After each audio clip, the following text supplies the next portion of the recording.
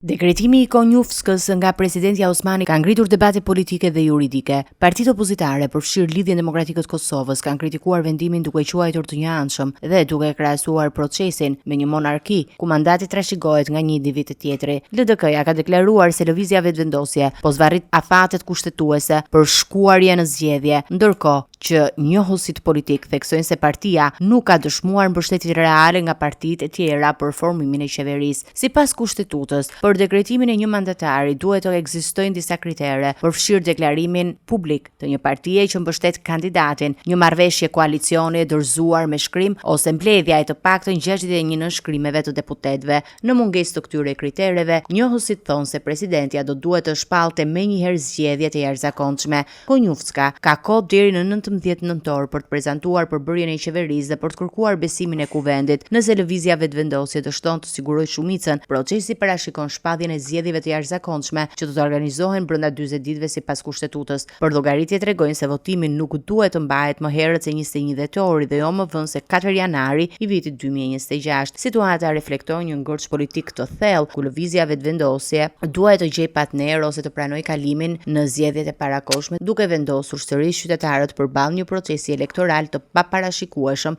dhe të shkurtër në kohë. Në këtë kontekst, përplasja mes presidentes dhe lëvizjes vetëvendosje si dhe mosdakordësitë mes partive parlamentare rrisin presionin për një zgjedhje të shpejtë dhe të lishme për të shmangur bllokimin institucional dhe pasigurinë politike në vend.